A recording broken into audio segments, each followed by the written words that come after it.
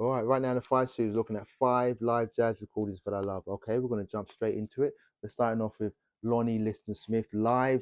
This is a great recording that I love. It's just cozy and warm, and just what you want from a Lonnie Liston Smith live recording. Of course, he does expansions, which is his classic. His version of the Sorceress is great, and all of the tracks on here he pretty much nails. All right, it's fusion at its best, and you're capturing a great artist at the peak of his powers, running through a set in New York City. Like, there's not much more that you need than that. It's a great recording. um John Coltrane live at the Village Vanguard. Once again, the title pretty much sells you on it, right? Got Naima. He does Naima on one side. He does My Favorite Things on the other side. Coltrane, the genius, the man. He is the one. And as Anita Baker says, you just call up in the rapture. So that's what it is.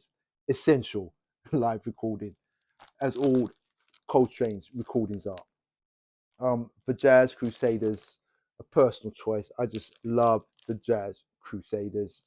They kind of dragged me into hard bop. My intro to hard bop was really through them, and I'm a huge hard bop fan, and I've remained close to them ever since. Um, Frenetic, energized, and enthralling jazz. They never fail, and they don't get their just credits. And this is just two recordings of theirs at the Lighthouse, which is a must-have. Give them a listen, check them out. The Jazz Crusaders. All right. Next up, Forest Flower by Charles Lloyd at Montreux. This is capturing a band. This is like capturing. Sometimes you get a live recording, and you just know they just timed it right, and they just captured lightning in a bottle, because these musicians, it's an all-star lineup. You've got Charles Lloyd on tenor saxophone, you've got Cecil McBee on bass, you've got Jack DeJournette on drums, and you've got Keith Jarrett on piano. And for me, Keith Jarrett kind of still steals the show. His like piano playing is just exemplary. And maybe I say that because I've never been a Keith Jarrett fan. I know people love him, but I never really got into him. But he's great on this recording, as they all start. It's like as they all are, because it's like an all star lineup. That was a Freudian slip. Great record. And Ella and Duke at the Colt Deer. So I've spoken about this record before, and I'll probably speak about it again. One of my favorite recordings.